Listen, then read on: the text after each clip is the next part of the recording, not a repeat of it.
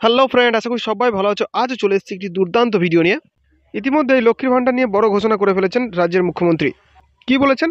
যে সকল নতুন দিদিরা লক্ষ্মীর ভাণ্ডারের জন্য আবেদন করেছিলেন সরাসরি মুখ্যমন্ত্রীকে, সেই সঙ্গে দুয়ারে সরকারে যে সকল দিদিরা নতুন করে আবেদন করেছিল লক্ষ্মীর ভাণ্ডার পাওয়ার জন্য, তাদেরকে 1 ফেব্রুয়ারি 2024 1 ফেব্রুয়ারি টাকা দিয়ে দেওয়া হবে।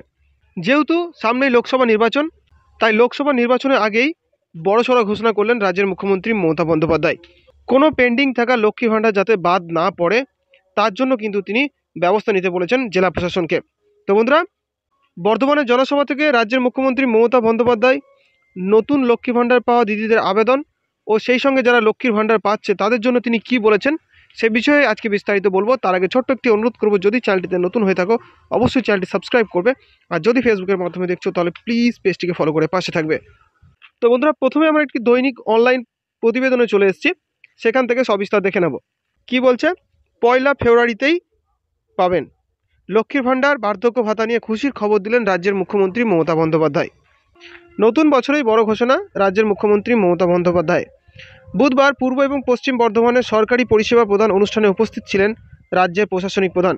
এদিন মমতা বন্দ্যোপাধ্যায় একাধিক উল্লেখযোগ্য ঘোষণা করেন। সেখানেই তিনি বড় ঘোষণা করেন লক্ষ্মীর ভাণ্ডার পাওয়ার জন্য আবেদন করা দিদিদের জন্য।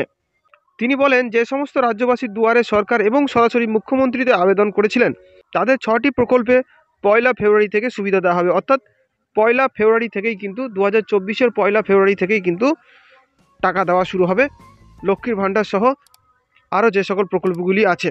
এর মধ্যে 13 লক্ষ মহিলা নতুন করে লক্ষ্মীর ভাণ্ডারের সুবিধা পাবেন।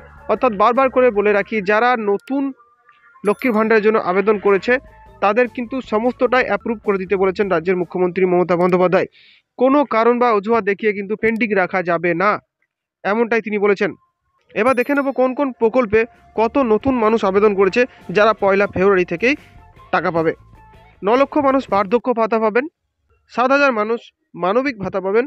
কন্যাশ্রী প্রকল্পে সংযুক্ত করা হয়েছে আরও 10 লক্ষ ছাত্রীদের। অর্থাৎ 85 লাখ থেকে সংখ্যাটা 95 লাখ হতে চলেছে বলে জানান রাজ্যের মুখ্যমন্ত্রী মমতা বন্দ্যোপাধ্যায়। তিনি বলেন, আমি সেঞ্চুরি দেখতে চাই লোকসভা নির্বাচনের আগেই। রূপশ্রী প্রকল্পে আরও 85,000 মহিলাকে যুক্ত করা হচ্ছে। 1 ফেব্রুয়ারি থেকেই নতুন উপভোক্তাদের অ্যাকাউন্টে টাকা ঢুকে যাবে বলে তিনি জানান। তিনি এও বলেন, লোকসভা নির্বাচন শুরু হলে নতুন করে কোনো প্রকল্পের কথা ঘোষণা করা সম্ভব হবে না। ভোটের নির্ঘণ্ট প্রকাশের আগেই এই ঘোষণায় স্বাভাবিকভাবেই খুশির ঢেউ সাধারণ মানুষের মধ্যে।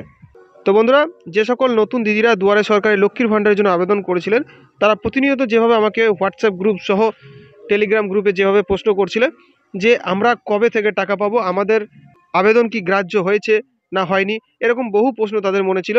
আজ তাদের সমস্ত প্রশ্নেরই উত্তর দিলেন রাজ্যের মুখ্যমন্ত্রী মমতা বন্দ্যোপাধ্যায়।